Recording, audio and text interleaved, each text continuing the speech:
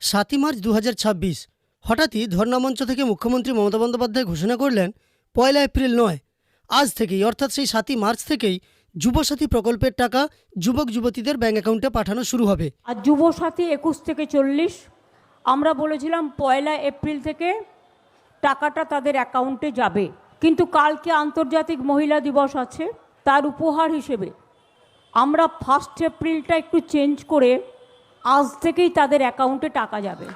এরপর দেখা যাচ্ছে সোশ্যাল মিডিয়াতে অনেক SMS ঘোরাফেরা করছে, যার মাধ্যমে দেখানো হচ্ছে যুবসাথী প্রকল্পের টাকা যুবক যুবতীদের ব্যাঙ্ক অ্যাকাউন্টে ঢুকতে শুরু করেছে। কিন্তু আদৌ কি সেই টাকা অ্যাকাউন্টে ঢুকছে? দেখুন, এখনও পর্যন্ত আমাদের কাছে তেমন কোনো তথ্য নেই যার মাধ্যমে আপনাদের আমরা বলতে পারবো যে হ্যাঁ, অবশ্যই যুবসাথী প্রকল্পের টাকা উপভোক্তাদের ব্যাঙ্ক অ্যাকাউন্টে ঢুকতে শুরু করেছে। তবে হতেও পারে হয়তো টাকা ঢুকতে শুরু করেছে, কিন্তু এখানে একটা ডাউট তৈরি হয়েছে যে যুবসাথীর কাজ কি শেষ হয়ে গেছে। অর্থাৎ আমি বলতে চাইছি, যুবসাথী প্রকল্পে ফর্ম ডিজিটাইজেশনের কাজ আপনারা তো আবেদন করেছেন। বেশিরভাগ আবেদনপত্র জমা পড়েছে অফলাইনে, কিছু আবেদনপত্র জমা পড়েছে অনলাইনে। অনলাইনে যারা আবেদন করেছেন তাদের ফর্মগুলি এখন ভেরিফিকেশন করতে হবে, অর্থাৎ সব কিছু ঠিকঠাক আছে কিনা খতিয়ে দেখে যোগ্যদের একধারে করতে হবে। কিন্তু যারা অফলাইনে জমা করেছেন তাদের আবেদনপত্রগুলি অনলাইনে এন্ট্রি করতে হবে, অর্থাৎ ডিজিটাইজেশনের কাজ করতে হবে, তারপর ভেরিফিকেশনের কাজ করতে হবে। কিন্তু সেই প্রক্রিয়া অনেকটা জটিল এবং অনেকটা সময় সাপেক্ষ। এখনও পর্যন্ত ডিজিটাইজেশনের কাজ চলছে।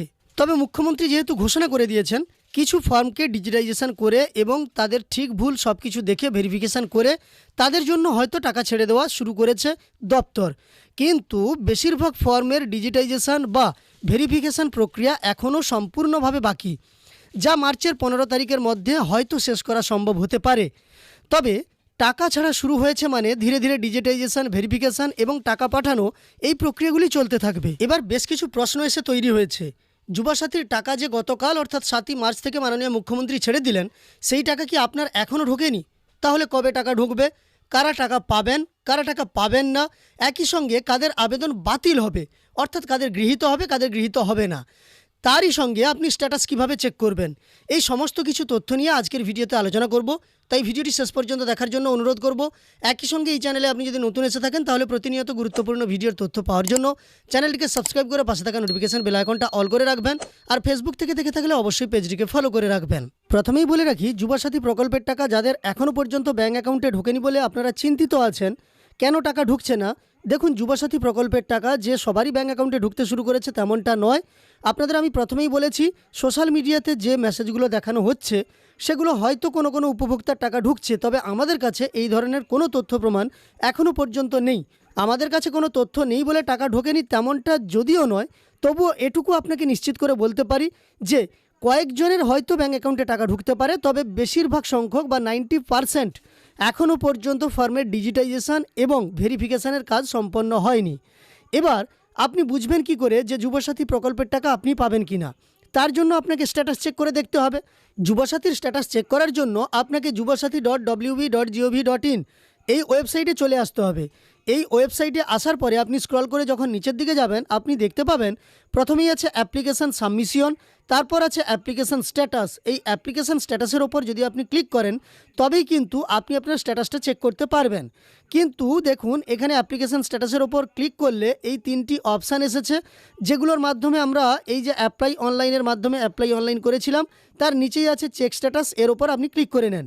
চেক স্ট্যাটাসে ক্লিক করলে দেখানো হচ্ছে updated status will be made available soon, please visit again, thank you.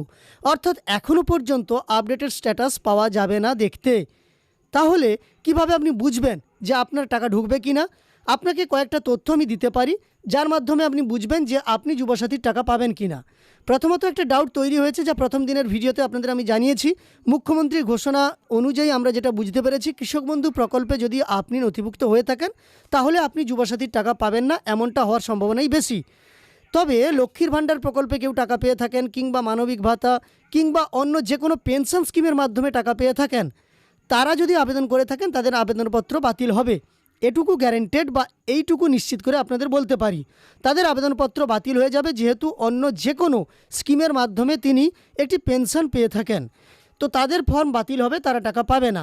এছাড়াও আবেদনপত্র পূরণ করতে গিয়ে আপনি যদি বেশ কিছু তথ্য ভুল করে থাকেন, যার মধ্যে একটি আপনার বয়স এখনও পর্যন্ত কম অর্থাৎ 21-এর নিচে আপনি ফর্ম ফিল আপ করে দিয়েছেন, ভেরিফিকেশানের সময় আপনার নাম বাদ যাবে, আপনি টাকা পাবেন না।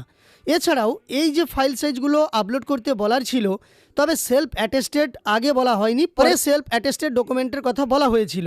তো সেক্ষেত্রে সেলফ অ্যাটেস্টেড না থাকলেও ডকুমেন্টসগুলো যদি আপনি সব আপলোড করে থাকেন বা ঠিকঠাকভাবে আপলোড করে থাকেন, তবেই কিন্তু আপনি টাকা পাবেন, আপনার ভেরিফিকেশানে সব যোগ্যতা যদি আপনি অর্জন করে থাকেন। আর যদি কোনোটার ক্ষেত্রে আপনার কোনো সমস্যা থেকে থাকে, আপনার ছবি হয়তো আপলোড করা হলো না ঠিকঠাকভাবে, আপনার সিগনেচার মিসম্যাচ হলো, সেক্ষেত্রে আপনার নাম বাতিল হবে। এছাড়াও অনেকে ভোটার কার্ড এটা কিন্তু আপলোড করতে গিয়ে ভুল করেছেন বা আপলোড করেননি, তাদের ক্ষেত্রেও সমস্যা হবে, কারণ মাঝখানে আপনারা জানেন যে বিভিন্ন ডকুমেন্টস আপলোড করতে গেলেই নিচ্ছিল না। যদি উইদাউট ডকুমেন্টস কেউ ফর্ম সাবমিট করে ফেলে থাকেন, তাহলে তার আবেদনপত্র বাতিল হওয়ার সম্ভাবনা সবচেয়ে বেশি এবং বাতিল হবে। তাছাড়াও স্ট্যাটাস যেহেতু এখনও পর্যন্ত চেক করা যাচ্ছে না, তাই বোঝা যাচ্ছে না আপনার আবেদনের বর্তমান স্থিতি কী। মুহূর্তে কয়েকটা বিষয় সম্পর্কে আপনি জেনে রাখতে পারেন। প্রথমত, এখনও পর্যন্ত এই যুবসাথী প্রকল্পের টাকা সবার জন্য যে ছাড়া হয়েছে তেমনটা নয়। ধীরে ধীরে ফর্মগুলোর ডিজিটাইজেশন হবে, তারপর ভেরিফিকেশানের পরেই টাকা ছাড়া শুরু হবে। হয়তো কিছু জনের জন্য টাকা ছাড়া হচ্ছে।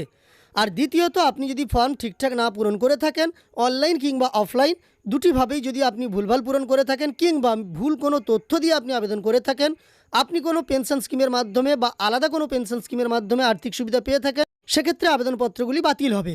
আর কৃষক বন্ধুর ক্ষেত্রেও বাতিল হওয়ার সম্ভাবনাটাই বেশি, যদিও এখনও পর্যন্ত এই বিষয়ে কোনো ক্লিয়ার কিছু জানা যায়নি। টাকা যখনই ঢুকতে শুরু করবে এবং সেই তথ্য আমাদের কাছে আসবে, আপনাদের আমরা জানিয়ে দেবো। একই সঙ্গে স্ট্যাটাস চেক শুরু হলেও আপনাদের আমরা সেই তথ্য দিয়ে সহযোগিতা করব। আশা করি আজকের ভিডিওর মাধ্যমে বেশ কিছু ডাউট ক্লিয়ার করতে পারলাম যুবসাথী প্রকল্প নিয়ে।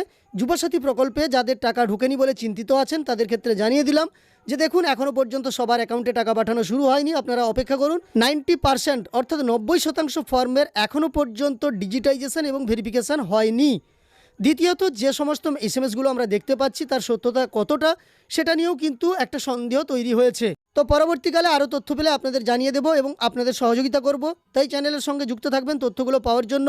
ভালো লাগলে একটি লাইক করে উৎসাহিত করবেন এবং চ্যানেলটিকে সাবস্ক্রাইব করে পাশে থাকা নোটিফিকেশান বেল আইকনটা অল করে রাখবেন। ফেসবুক থেকে দেখে থাকলে অবশ্যই পেজটিকে ফলো করে রাখবেন।